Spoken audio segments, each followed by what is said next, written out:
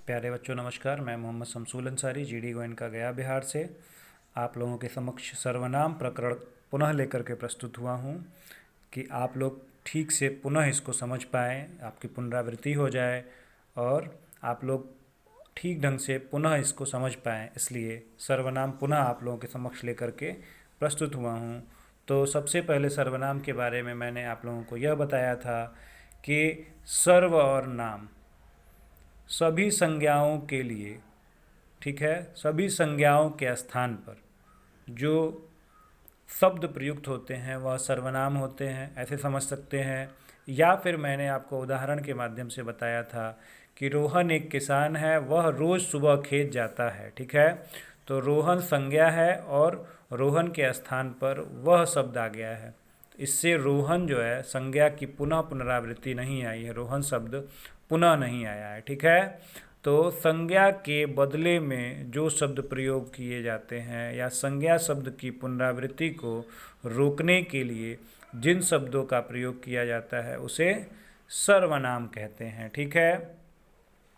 सर्वनाम की परिभाषा: संज्ञा शब्दों के स्थान पर प्रयोग किए जाने वाले शब्द सर्वनाम कहलाते हैं। मैं आपको पहले भी बता चुका हूँ, बहुत सारे डिफिनेशन हो गए। जैसे सर्वनाम से डिफिनेशन निकाल सकते हैं सर्वधन नाम, ठीक है।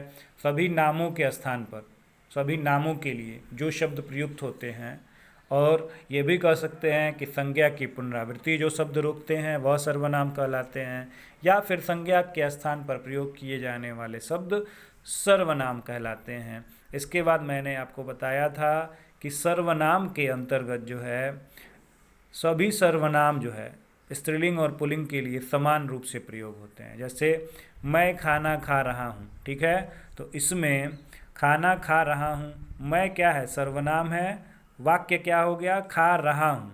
क्रिया से पता चल रहा है कि वाक्य क्या है, वाक्य स्त्रीलिंग के लिए है या पुल्लिंग के लिए। रहा है अर्थात लड़का है, मैं खाना खा रहा हूँ अर्थात लड़का कोई बोल रहा है मैं खाना खा रहा हूँ। पुनः मैं खाना खा रही हूँ, तो मैं लड़की के लिए भी मैं और लड़के के लिए भी मैं, ठीक है। दोनों के लिए एक ही सर्वनाम शब्दों का प्रयोग हुआ, लेकिन क्रिया यह बता रही है मैं खाना खा रही हूँ। दूसरा वाक्य स्त्रीलिंग, पहला वाक्य पुल्लिंग हो गया। अर्थात सर्वनाम जो है क्या होता है, स्त्री या पुल्लिंग दोनों के लिए, स्त्रीलिंग या पुल्लिंग दोनों के लिए समान होता है, परंतु हम क्रिया से पहचान पाते हैं कि वाक्य क्या है, वाक्य सर्वनाम पुल्लिंग है या फिर स्त्रीलिंग है। फिर उसके बाद हमने आपको बताया था कि सर्वनाम शब्दों के भी एक वचन तथा बहुवचन रूप होते हैं। इसके अंतर्गत मैंने आपको बताया था एक वचन रूप, अर्थात मैं, तुम, वह, उसे, इसे। जैसे मैं कह रहा हूँ कि मैं खाना खा रहा हूँ, तो मैं अकेला खाना खा रहा हूँ, कई लोग तो हैं नहीं, तो एक वचन हो गया। वैसे ही आगे देखिए, हम सब खेल रहे हैं, सॉरी हम खेल, यहाँ पर देखते हैं कि हम सब खेल रहे हैं। तो हम सब का मतलब हमारे साथ बहुत सारे लोग हैं, तो हम क्या हो गया, बहुवचन हो गया। तुम सब खेल रहे हो अर्थात बहुत सारे लोग हैं, तो बहुवचन हो गया, ठीक है।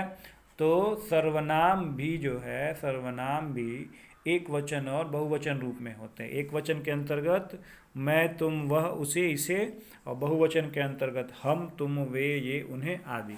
अब देखिए सर्वनाम के आपको 5 भेद पढ़ने हैं। कक्षा चौथी में यहाँ 6 लिखा है, यह जो है कक्षा 5वीं के लिए है। आपको सिर्फ पढ़ना है 5 सर्वनाम के 5 भेद होते हैं। कौन कौन, पुरुषवाचक, निश्चयवाचक, अनिश्चयवाचक, संबंधवाचक और प्रश्नवाचक। सिर्फ आपको इतना ही पढ़ना है, ठीक है। निजवाचक आप अगली कक्षा में, कक्षा 5वीं में पढ़ेंगे, ठीक है। तो पुरुषवाचक सर्वनाम को सबसे पहले हम लोग देखते हैं। तो पुरुषवाचक के अंतर्गत हमने बताया था कि जो सर्वनाम शब्द बोलने वाला, सुनने वाला या फिर किसी अन्य व्यक्ति के लिए जिन सर्वनाम शब्दों का प्रयोग होता है उसे पुरुषवाचक सर्वनाम कहते हैं, ठीक है। इसके बाद हमने आपको बताया था कि मैं नहाने जा रहा हूँ, वाक्य सब लिखा है ना, उदाहरण, मैं नहाने जा रहा हूँ अर्थात बोलने वाला। मैं नहाने जा रहा हूँ, मैं बोल रहा हूँ ना, तो मेरा नाम मान लो अंसारी सर है, लेकिन अपने स्थान पे, नाम के स्थान पे मैंने क्या बोला, मैं नहाने जा रहा हूँ। तो मैं शब्द आया किसके लिए, बोलने वाले के लिए। तुम कहाँ जा रहे हो, या हमने बोला कि तुम ठीक से पढ़ो, तो आपका कुछ ना कुछ नाम है, लेकिन आपके स्थान पर मैंने तुम सर्वनाम शब्द का प्रयोग किया, इसलिए यह सुनने वाले के लिए हो गया। वैसे ही बोला गया वह स्कूल से लौट रही है, ना ही वह सुन रही है ना ही वह बोल रही है, परंतु कोई है जो स्कूल से लौट रही है, ना वो सुन पा रही है ना वो बोल पा रही है। ठीक है, तो जो ऐसा होता है वह अन्य पुरुष के अंतर्गत आता है, जो सिर्फ जो है दूसरे स्थान पर हो, जिसके विषय में बात की जाती हो, परंतु ना ही वह बोलता हो ना ही वह सुनता हो, वह अन्य पुरुषवाचक के अंतर्गत आता है। ठीक है, तो पुरुषवाचक के 3 भेद अब होते हैं, उत्तम पुरुष, मध्यम पुरुष और अन्य पुरुष। अब हम लोग देखेंगे उत्तम पुरुष को। तो उत्तम पुरुष के अंतर्गत जो है हम लोग देखेंगे कि बोलने वाला और लिखने वाला अपने लिए, अभी मैंने बताया आपको उदाहरण के माध्यम से कि बोलने वाला और लिखने वाला स्वयं के लिए जिन सर्वनाम शब्दों का प्रयोग करता है वह पुरुषवाचक कहलाते हैं। जैसे मेरा नाम सपोज करो अंसारी सर है, ठीक है, मैंने बोला कि मेरा घर उत्तर प्रदेश में है, ठीक है, मैं खाना खा रहा हूँ, तो मैं बोल रहा हूँ लेकिन अपना नाम नहीं ले रहा हूँ, और मेरा नाम कौन बता रहा है, मैं, और मेरा जो शब्द है वह क्या बता रहा है, मेरे बारे में बता रहा है, और मैं क्या कर रहा हूँ, मैं बोल रहा हूँ। तो बोलने वाले के लिए जिन सर्वनाम शब्दों का प्रयोग होता है वह उत्तम पुरुषवाचक कहलाते हैं। ठीक है, उसके बाद मध्यम पुरुष सेकेंड पर्सन जो है, तो सेकेंड पर्सन को साधारण शब्दों में समझ लीजिए कि सुनने वाले के लिए, सुनने वाले के लिए जिन सर्वनाम शब्दों का प्रयोग होता है वह मध्यम पुरुष कहलाते हैं, सेकेंड पर्सन कहलाते हैं। ठीक है, जैसे आप सुन रहे हैं तो मैंने बोला कि तुम ध्यान से पढ़ाई करो, तुम अपना खाना खा लो, तुम खेलने जाओ, तो आप मेरी बात को क्या कर रहे हैं, सुन रहे हैं, बोल नहीं रहे हैं ना। और आपके लिए हमने कौन सा शब्द प्रयोग किया, सर्वनाम, तो तू, तुम, आप खाना खा लो, तुम खाना खा लो, तुम क्या कर रहे हो, तो आप लोग सिर्फ सुन रहे हैं। और सुनने वाले के लिए मैं इन शब्द जैसे तू, आप, तेरी, तुम्हारे आदि शब्दों का, आदि सर्वनाम शब्दों का प्रयोग कर रहा हूं, तो यह मध्यम पुरुष के अंतर्गत आ गए। अन्य पुरुष को देखते हैं, तो बोलने वाला या सुनने वाला, ठीक है,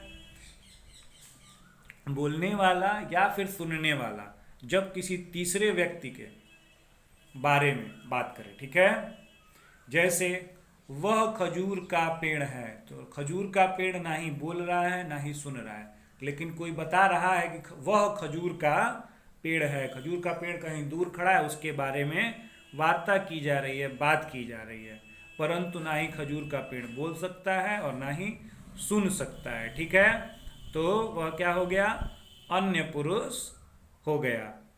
इसका पहचान कैसे होता है, तो वह, वे, उसको, उसका, उनका, उनकी आदि जो है ये क्या है, यह पहचान कराते हैं कि अन्य पुरुषवाचक सर्वनाम है। पुनः समझिए कि यह पुरुष जो होता है अन्य पुरुषवाचक सर्वनाम ना ही बोलता है ना ही बोलने वाले के लिए प्रयोग किया जाता है ना ही सुनने वाले के लिए, वह जो है किसके लिए प्रयोग होता है, जो कि किसी अन्य तीसरे व्यक्ति के बारे में जब कहा जाए या सुना जाए। ठीक है, तो जब भी, जैसे मैंने बोला कि वह लड़की स्कूल से आ रही है, तो वह लड़की सुन रही है नहीं सुन रही है, वह लड़की बोल रही है नहीं बोल रही है, परंतु वह आ रही है, किसी अन्य मतलब उस लड़की के बारे में क्या हो रहा है, बात हो रही है, ना वो सुन सकती है ना वो बोल सकती है यहाँ पर, तो वही अन्य पुरुष हो जाएगी। और इसका पहचान वह, वे, उसको, उनको, उनका, उसकी, उनके आदि होंगे। तो इसके बाद हम लोग आगे अगले वीडियो में पढ़ेंगे। धन्यवाद, नमस्कार, शुभ दिन।